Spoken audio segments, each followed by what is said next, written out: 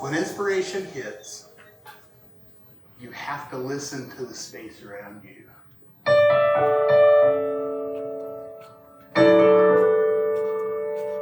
I heard a noise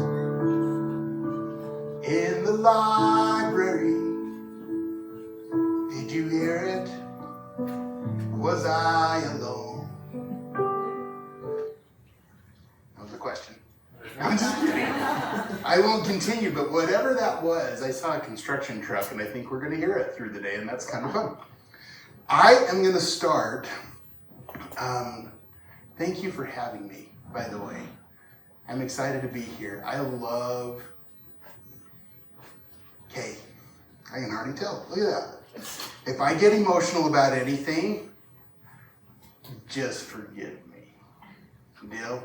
Put it to music. Oh, I have. Some of those songs I can sing to you, and some of them I cannot. Because reputations matter, right? Some songs are personal. I'm going to start with a song. And I usually played this on my guitar. I wrote this song 16 years ago. And my niece had posted a thing on Facebook, a little poem thing about my mom, actually. This was 2 years after my mom had passed away, and it was grandma to her. And she posted this little thing, and there was one line. And I was like, ooh, I can make a song out of that. And so I did.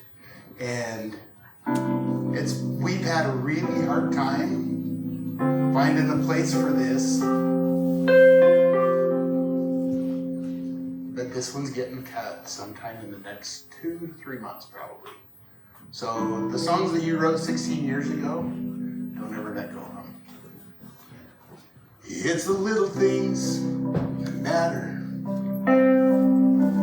the things you hardly see, the many small surprises, the things that help you be. It's those quiet little kisses on your hand, your cheek, your head. The times that you hold me and the happy tears we shed. Well, you can buy me anything. You can take me anywhere. But what I love is when you sing and what you whisper in my ear. I guess I'm just a simple boy who likes what simple brings. 'Cause all the little things you do to me are not just little things.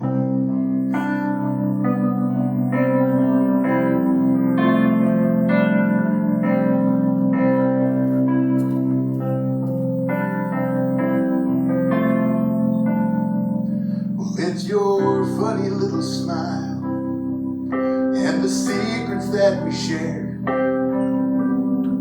It's the note you leave me on my car just to let me know you care. And those many moonlight wishes when you swear you won't let go. The way you look me in the eye just to make sure that I know. You can buy me anything. You could take me anywhere. But what I love is when you'd sing and what you'd whisper in my ear. I guess I'm just a simple boy who likes what simple brings. 'Cause all the little things you do to me are not just little things.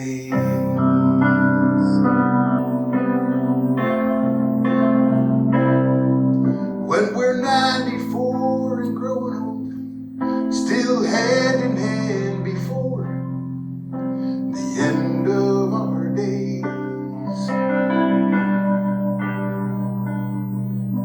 I promise I will take the time to smile at you.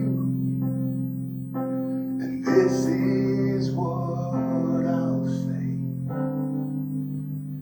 You could have bought me anything. You could have taken me anywhere. But what I loved was when you'd sing and what you'd whisper in my ear. I guess I'm still a simple boy who likes what simple brings. 'Cause all the little things you do to me, all the little things you've done for years and years to me, all the little things that you still do to me are not just little things.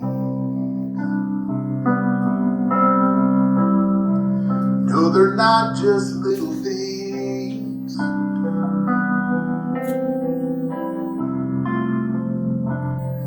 Little things.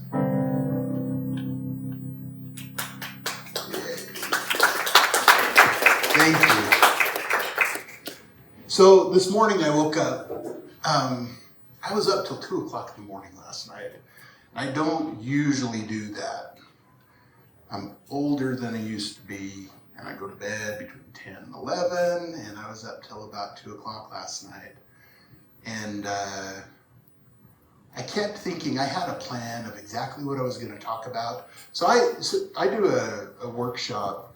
I've taught songwriting. This, you know, when you go to your high school counselor and they tell you all the things that you can do with your life? Teaching songwriting was not in the conversation at all. I had no idea that it was something that you could do and make an impact in the world and make some money and do all the things that come with making a living, right? And I've done this for a long time, and it's been such a blessing to be able to teach the concepts of how to do this. And if I can encourage any of you to do anything, learn everything that you can about this and teach it to somebody, because that's when you know. And years ago, so I was the Nashville Songwriters Association coordinator for the state of Utah for about 10 years.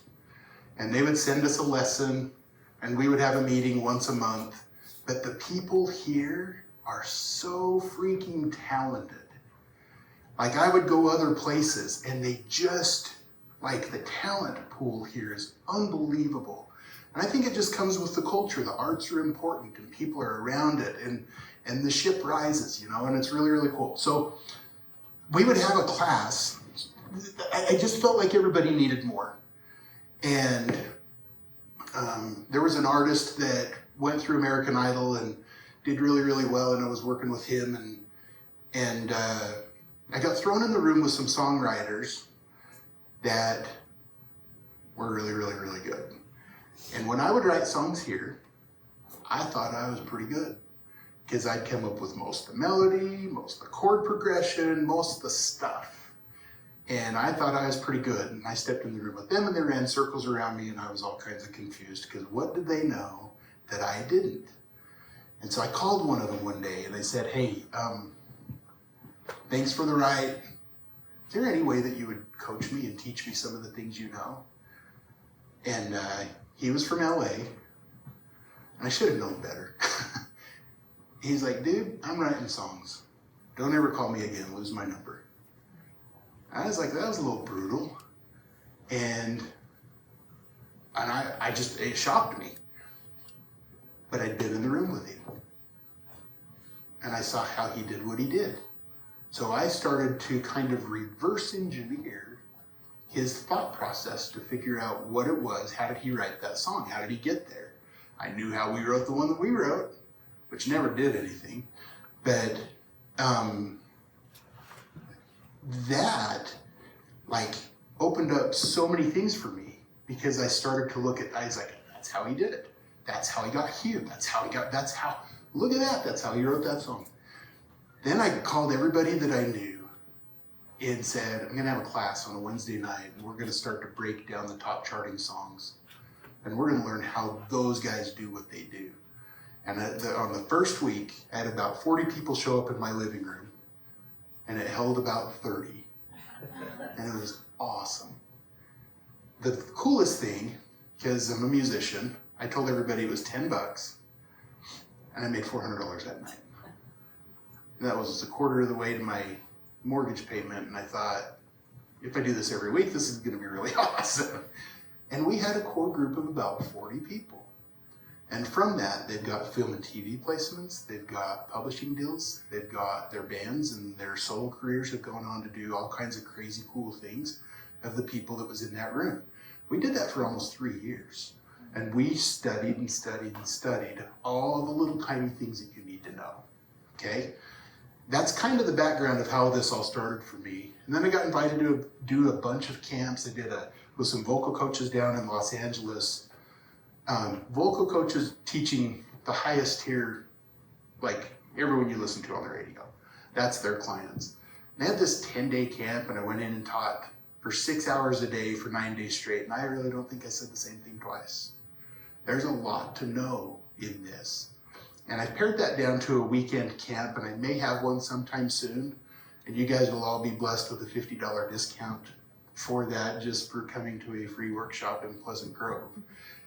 Once I decide to do that. And so if you're interested in that, let me know, and we'll get dates and everything put together. My life's a little fluid right now, so I gotta figure out a good weekend to do that. Do you guys want to know the secret to songwriting? I will not say this twice, okay? So pull your pad of paper out and write this down.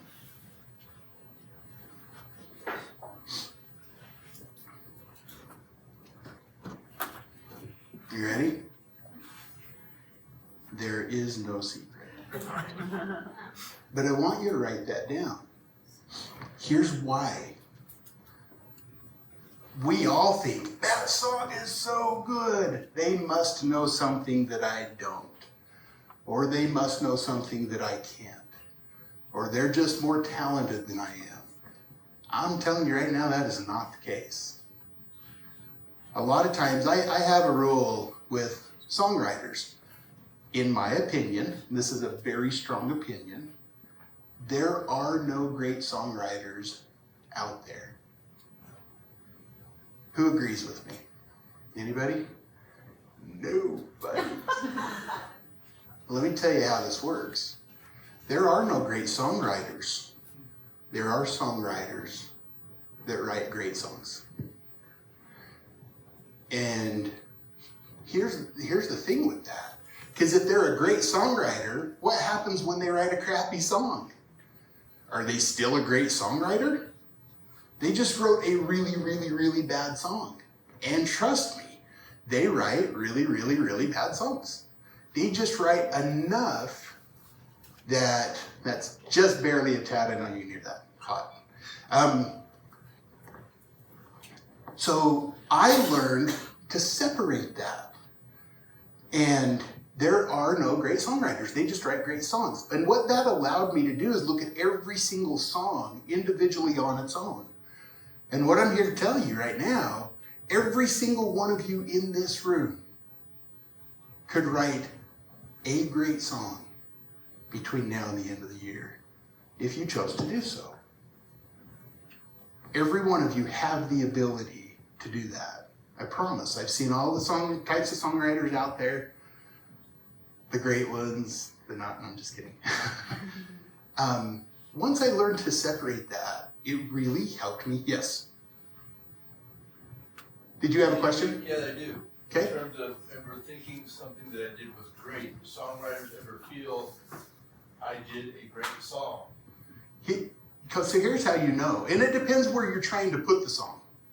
Like, is the song for you? Is it for your family reunion? Is it for radio? People look at it and say, oh, anyway, okay, I see where you're going. Yeah, so here's who decides. It's not you.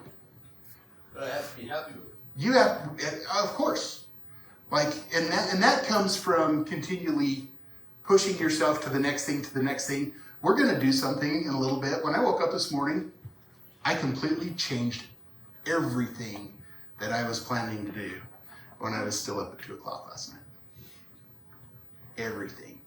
And it hit me really hard. And what I want to do, and I don't know, man, I'm short on time. I got to stop talking about just stuff. Let's get to this. So I have 10 hours worth of information and 40 minutes to give it to you. Are you ready? Here's what I want to do different than what I was going to do. There is a song competition with Pleasant Grove this fall. I'm going to give you a roadmap as best I can, because I've been on the judging side of that conversation for a few years now. I know what those conversations look like. I know what they're asking, what they're looking for, and all of that stuff. Would you like to know? That's what I'm going to share. Okay? And just kind of give you a map of the things that are important. At the camp that I teach, and has anybody here been to my weekend song camp? Nobody in here, I don't think. There's a number of critical elements, and this is how I started to look at it once we started to break down the songs. There's a number of elements. Melody is an element. Chord progression is an element. Tempo is an element. Okay, that's 3. In a top charting, really compelling song that everybody wants to listen to, again and again and again, and then tell their friends about, how many critical elements, you may know because we had this conversation, how many critical elements do you think there are in a top charting song?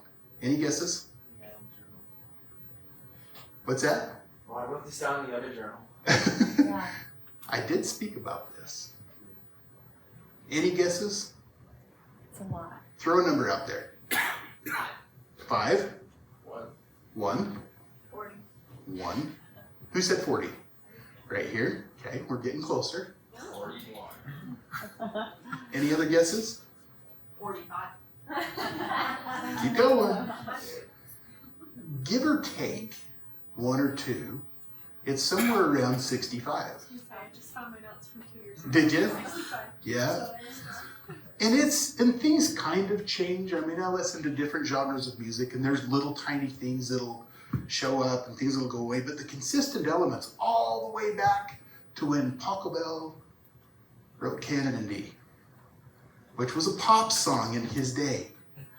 I did a recording project in Prague, and we went to this concert hall that Mozart used to go to and have album release parties of his new music. There weren't any albums, but he was playing his new music for the orchestra that was available, and everybody was abuzz, and I mean, we still do the same thing.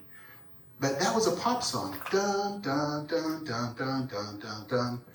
And he was a rock star in his time. Is that crazy to think about? Because it's classical music now. So who knows what they'll think of us in 50 years. It's about 65. And we're talking critical elements like that. I am not going to put them on the board. But we do that on the Friday night when we have this whole conversation. And you don't have to use every single one of them in your song. But you do have to know why you're not using them if you're not going to use them. And you got to know that they exist. Most of us, we get an idea for a song, we start writing from the beginning, and then we get stuck because we're not headed a direction, but there's a line in our song that we've fallen in love with, and we're like, I can't let go of that, but it's not going anywhere, and it just is a mess. And we get writer's block. And there's some processes that you can go through that will completely eliminate if you start writing from the correct point. The most important of all of those, and I'm going to just give you the answer in the sake of time, is the hook. A hook can be melodic. The hook can be lyrical. The hook can be rhythmic.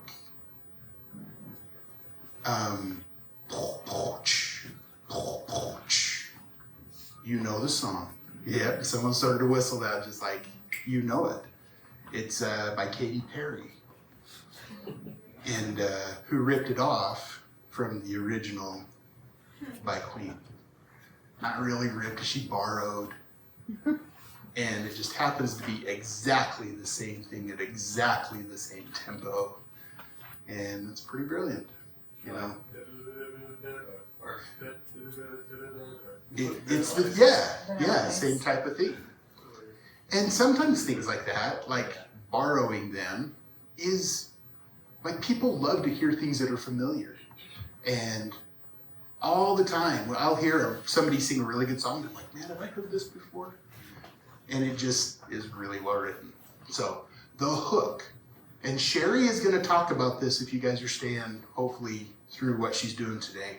I'm going to give a bunch of examples. I'm guessing that's what I understand she's doing. The hook, to me, is the title of the song, and it's the main part of the song that everything else points to. Okay? Everything points to. Little things. It's all the little things, da-da-da-da-da, and then the hook is little things. Okay? Everything has to point to that. And I've used this example. You've probably heard this before if you've heard me talk. I'm going on vacation next week. Went to Washington, D.C. last week, but I'm going on vacation. I know where we're going. And it's a ways away. Who wants to go with me? Anyone? Couple? Okay. Who said that? Somebody asked the question. I said, where are you going? Where are we going? So why does that matter? Where are we going? Multiple reasons. What to pack, what time to plan on. I mean, you know, all the different things. Here's the interesting thing with songwriting. Many of us don't ask that question. We get in the car and we start writing the first line of the song because we have an idea, and we start driving down the road with no direction. The hook is your direction. The songs behind the curtain, when we were listening, the ones that stuck and the ones that had an impact were the ones that had a substantial hook. Let me tell you how hard it is to get that, though. Bluebird Cafe in Nashville holds about 78 people. On Monday night, they do a open mic, and they'll fit 30 to 35 people, depending if the songs are really long or really short. And you get on the list and you get up there. When I go, and these are people that have left everything behind and moved to Nashville, and they're going to write songs for the industry. Okay? And out of 30 to 35 songs, how many do you think are memorable from those writers? Maybe one. And the difference is they have a hook. The song has substance. It sits right in the middle and everything points to it. Every line points to it. Every single one. And if your song doesn't have that, and these are, like, they can play instruments incredibly well. They can sing incredibly well. They do all the stuff. They look good on stage. They probably interview well, but their song doesn't have a hook. And I can't tell you what it was called, and I can't sing it back to you, except for one. Over the years, there are 4 or 5 people that I have met, at least 5, that I still keep in touch with because their song at the Bluebird Cafe was that good. It was crazy. Enoch was going to the Berklee College of Music in Boston, was down in Nashville and played that song, and I'll never, ever, ever forget it. And it stood out from everything else the rest of the night because it had a hook. And the song's like these beautiful stories and everything, but it just doesn't hit. It doesn't get there. So the first thing that we look at is a hook. Okay? And then it's got to have an interesting storyline. It's got to be true and authentic to you and your story. Write what you know. If you've never been through a divorce, don't write a song about going through a divorce.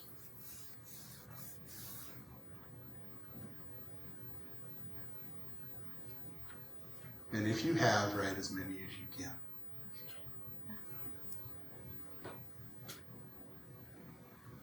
I'm saying too much. That's another thing with songwriters. Like, we have no filter. We have no privacy. Like, you kind of give up the opportunity or the right to, like, you have to be vulnerable and share your stories with your audience. It's crazy. You really do. Because they can tell when you're not. They can tell. There's a particular artist in the area that just has gone through a lot of things, and for years, I'm not going to say he or she. I will say he or she. I'm not going to.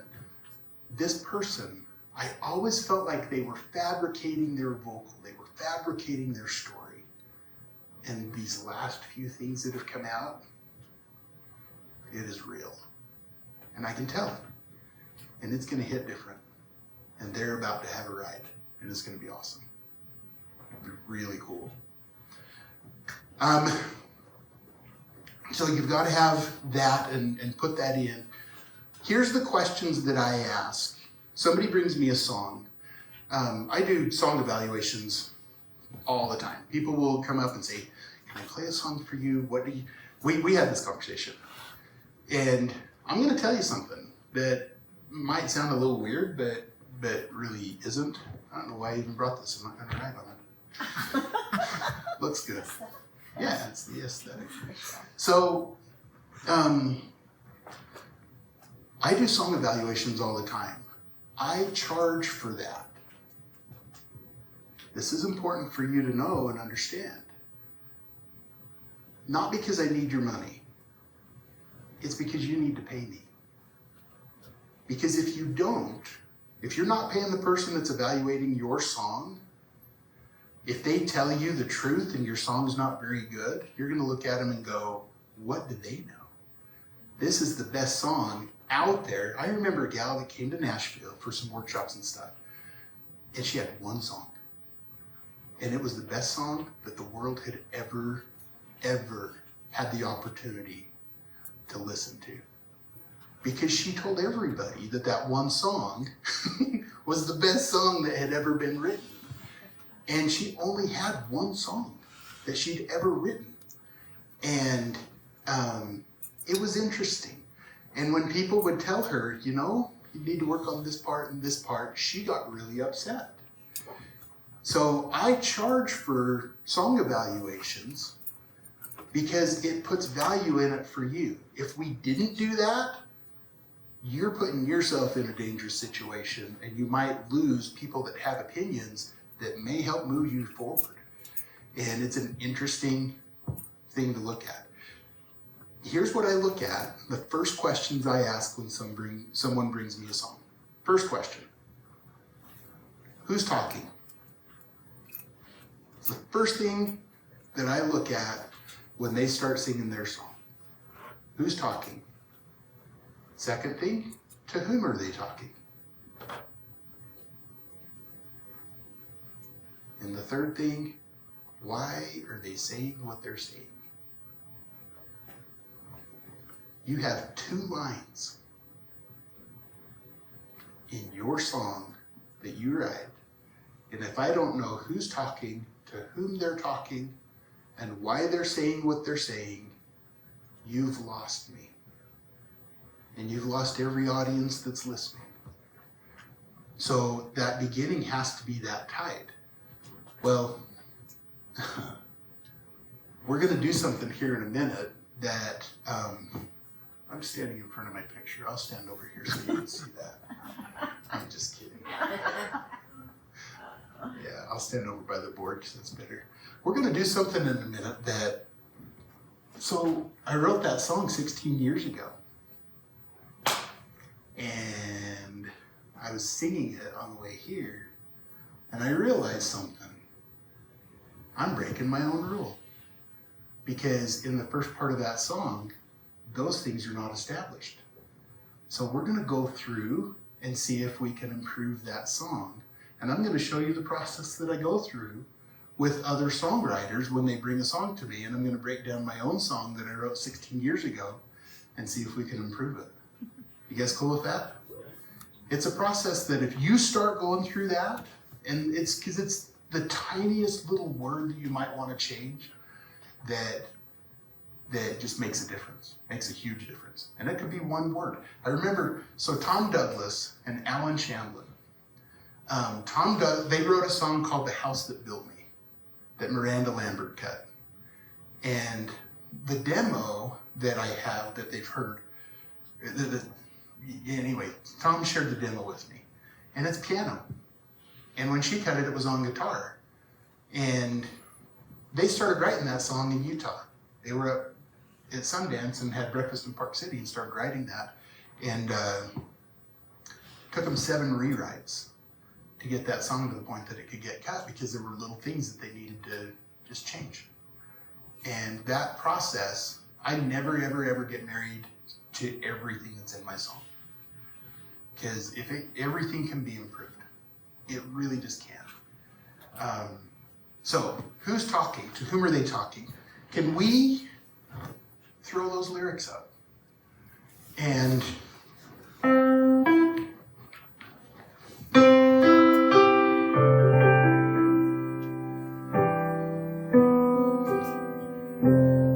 okay, I have 2 lines. You ready for this? It's the little things that matter, the things you hardly see. So who's talking? You. It's not. Yeah. So what's happening here? It's the little things that matter, the things you hardly see, the many small surprises, the things that help you be. There's nothing that connects the listener to that in a deep way. There's a narration going on, but then it shifts and it changes and it becomes personal. And Pat Pattison, that teaches at the Berklee College of Music, had a great demonstration of the different perspectives that you can write a song from. You have first person, second person, third person, and what they call direct address. And I'm going to write this on the board, actually.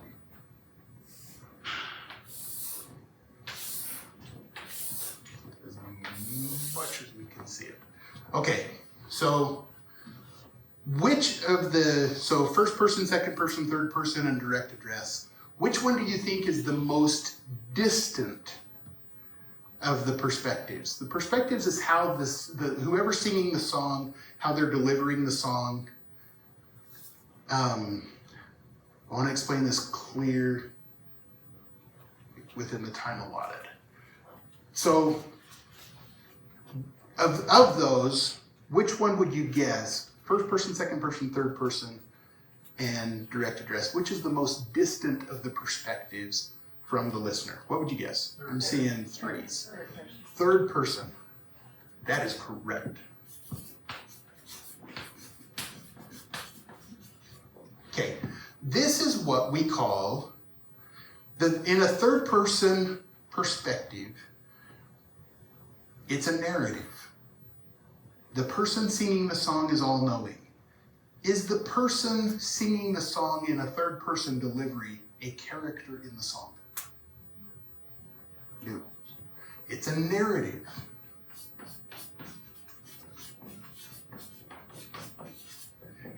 And here's how it's delivered. It's he and she. He was walking down the road, and she smiled at him. Okay? The person singing the song knows everything that's going on, but narrating that part of the story, okay? What do you think is the next closest but? Second person, okay. And this is pretty easy. So we'll run with second person. How does second person work? Is the singer in second, go ahead. I totally forgot this and trying to read it. So in second person, is the person singing the song a character in the song? Yeah. No.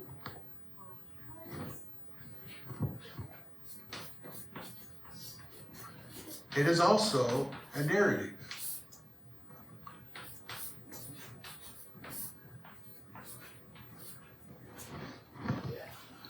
And this is how that one works. You were walking down the road, and she smiled at you. And when she smiled at you, you smiled back. Second person is really hard to write, unless you're writing youth songs for the church, and then that's all they are. Because they're oftentimes very broad and vague, and a lot of you. A lot of you. In fact, up here, it's the little things that matter. The things you hardly see. The many small surprises, the things that help you be. It's those quiet little kisses on your hand. That's totally different. So who am I talking to here? Not established. Who am I talking to here? Established. But I'm already past my 2 lines. I've already lost my audience. No wonder we couldn't get this thing cut. It didn't hit. But watch this.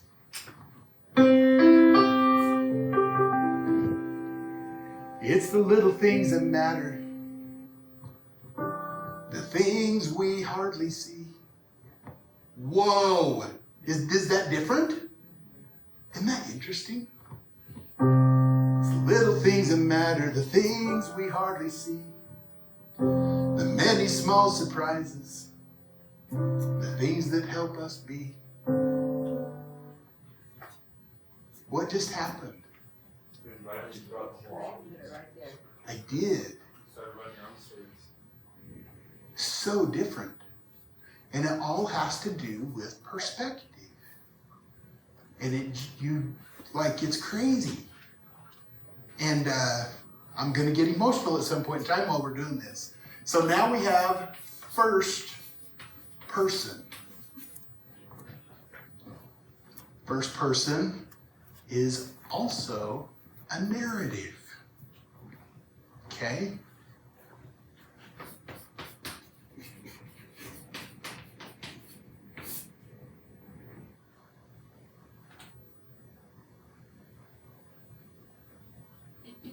Boy, I'm blanking.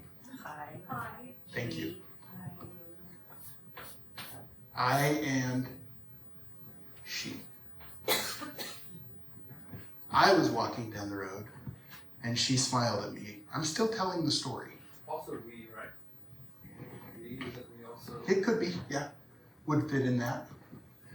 Except when we get to the next one, and I'll show you the difference with what direct address is. Because it's not a narrative. And very different. So, but I was walking down the road and she smiled at me, and when she smiled at me, I smiled back. Do you see the difference? He was walking down the road and she smiled at him, and when she smiled at him, he smiled back. You were walking down the road and she smiled at you. So different. Here's what's important when you're choosing who is delivering the message in that song. Pick one. Just one.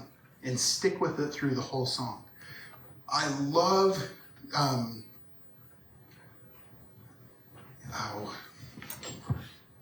let's see.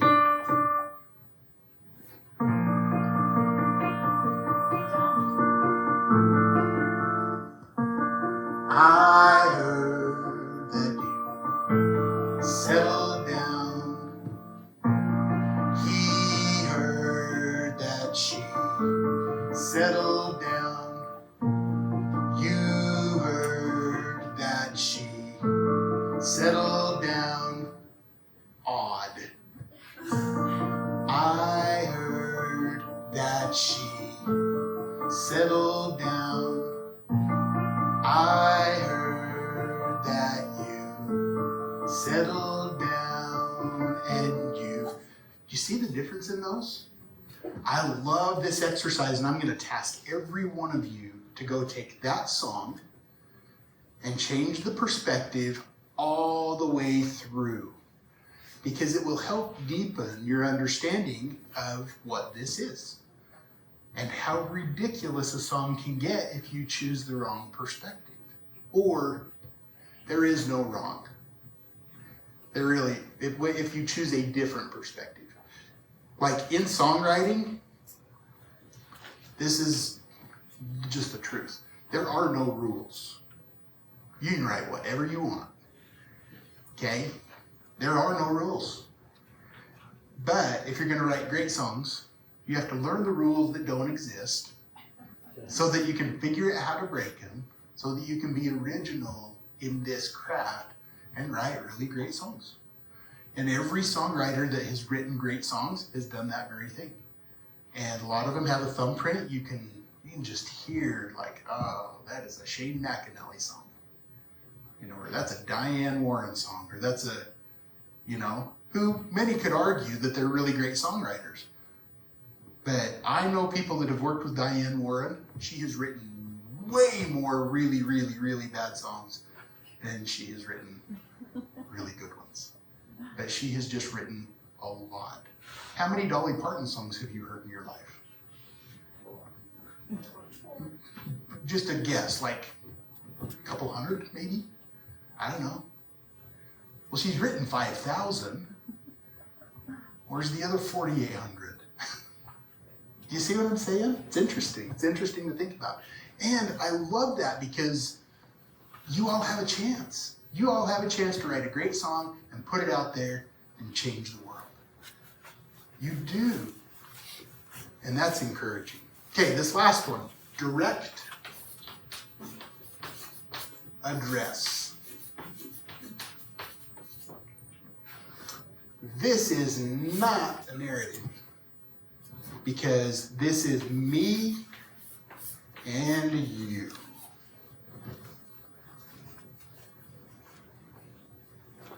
This is the most powerful of the perspectives because you just invited somebody into a conversation that you're part of with the other person in the song.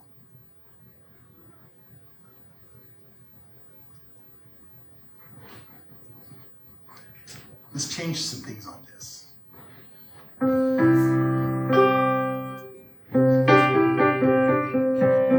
If I were going to go through and break this down,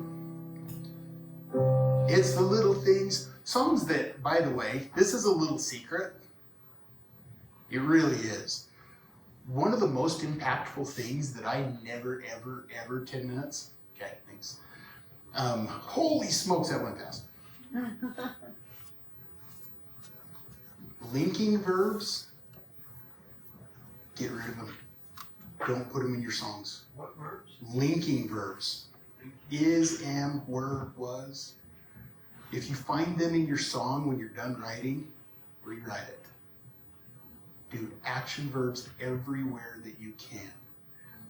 This is a deep concept that just remember that and learn everything that you can about that. It will change everything for you. Everything. Because there's a big difference between there is a rocking chair in the corner versus the chair rocks in the corner. There is a rocking chair in the corner. You see the rocking chair in the corner in your mind's eye.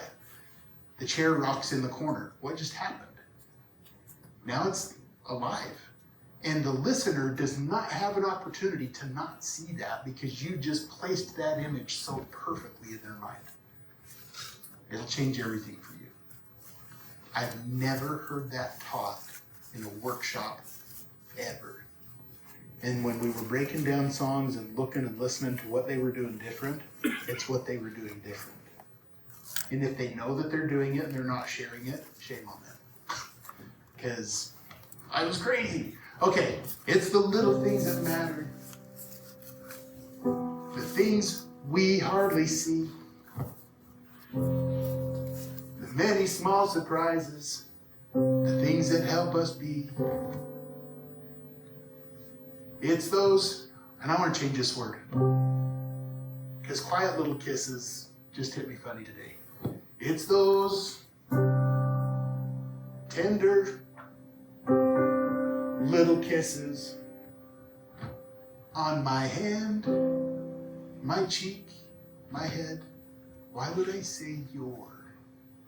I'm trying to distance myself for some reason and I don't know why. It's those quiet, it's those tender little kisses on my hand, my cheek, my head. The times that you hold me and the happy tears we shed. That's better, isn't it? Isn't that interesting? I wrote this song 16 years ago. And it's crazy. Can we scroll that up? You can buy me anything. You can take me anywhere. But what I love is when you sing. I'm having a conversation with them.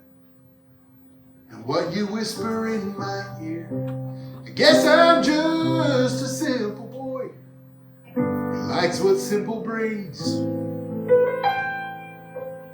'Cause all the little things you do to me are not just little things. That hits different because of what we did in the first part of the song. Isn't that crazy? Those little tiny changes. Okay, let's scroll. It's your funny little smile. It's your sexy little smile. The secrets that we share. The note you leave me on my card just to let me know you care. And the many moonlight wishes when you swear, action, you won't let go. The way you look me in the eyes, action, just to make sure that I know. Well, you can buy me anything. You can take me anywhere. What I love is when you sing, what you whisper in my ear. Yes, I'm just a simple boy who likes what simple brings. 'Cause all those little things you do to me are not just little things. When we're 94 and growing old, still hand in hand before the end of our days, that works for me still. I promise I will take the time to smile at you, and this is what I'll say. So the only thing really for me was at the beginning, in those first two lines, when I didn't have exactly what I'm telling you to do established, and I realized it on my way here. Isn't that crazy? And guess what we have now? At least in my opinion, we have a better song. That when Michelle cuts this, it's going to be amazing. And those little tiny changes may make the difference that everybody wants to listen to it. Because let's scroll to that top again. Instead of saying it's the little things that matter, the things you hardly see, I'm preaching. It's the things you hardly see, the many small surprises, the thing that help you be. I have no clue who I'm talking to. But now, it's the little things that matter, the things we hardly see. I just invited you into the song. That's direct address. The many small surprises, the things that help us be. It's those tender little kisses on my hand, my cheek, my head. The times that you hold me and the happy tears we shed totally works for me now. Isn't that crazy?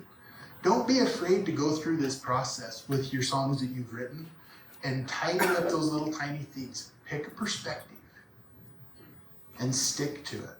We can tell the songs that came through, and we can tell that when there's stories that that aren't consistent the whole song all the way through. Pick one topic and be so clear. So clear. Don't overcomplicate it. In songwriting, simple always wins. Always. There's something that happens with songwriters as we're going through the process, so we get afraid that we're not going to have another really, really, really good idea. And so we have to put every really good line or every really good thing in this one song because it's ending up better than anything we've ever written. You're going to have another great idea. You are. Just be comfortable in that. You will. Find peace in the fact that there's so many things out there to write about. And it all comes from establishing hooks. You guys might remember, I love collecting hooks. I'll be walking through the grocery store and some kid 3 aisles down will scream something at his mom. And I'm like, man, that could be a really good song. And here's how I figure out what's a really good hook. Vinyl records. They're in this big square cover. You flip over the back of them and there's the title to 10, 12, 13 songs. Okay. When those titles are listed, when you see the title of a song, does it make you want to listen to that song just by the title alone?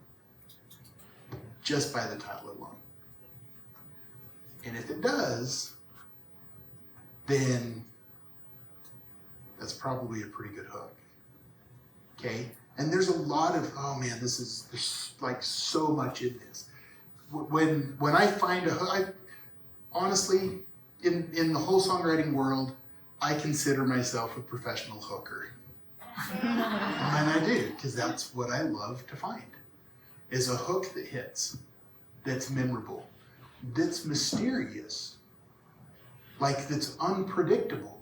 When it shows up on the, like, there's a title I have in here, Me and God. Somebody's probably written it, there's probably a song out there, but that's interesting. What's that song going to be about? Could go 1,000 different directions. And if it could only go one direction, and in one direction only, no reference to the band, then it's not interesting. It's not that mysterious thing going on, and people are not wondering. They're not like, ooh, I have to listen to that song. But when it is, then, and usually when I come up with a title, I'll write down 20 different ways to write to it. I can do this, the song can be about this, the characters can be this, like all the different things. And then I'll whittle down to the very best one and present the story that I love. Okay?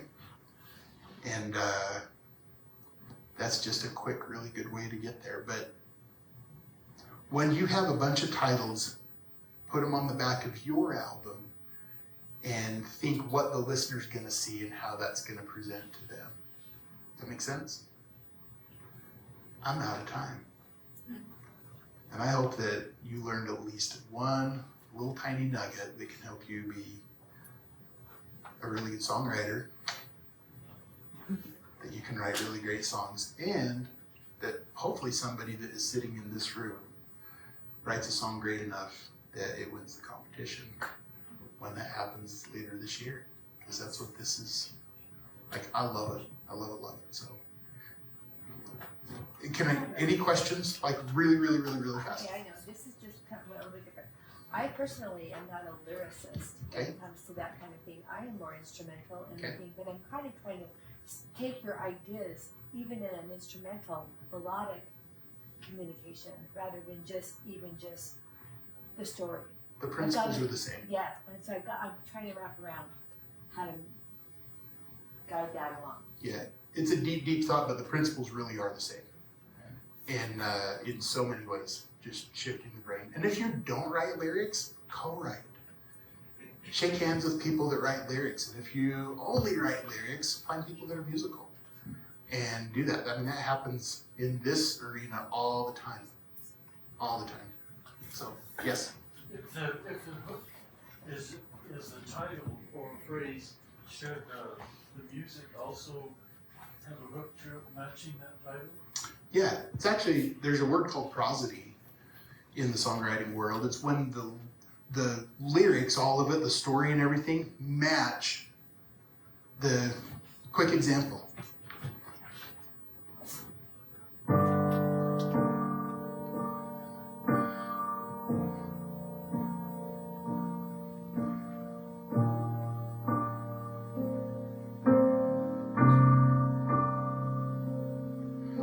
I love you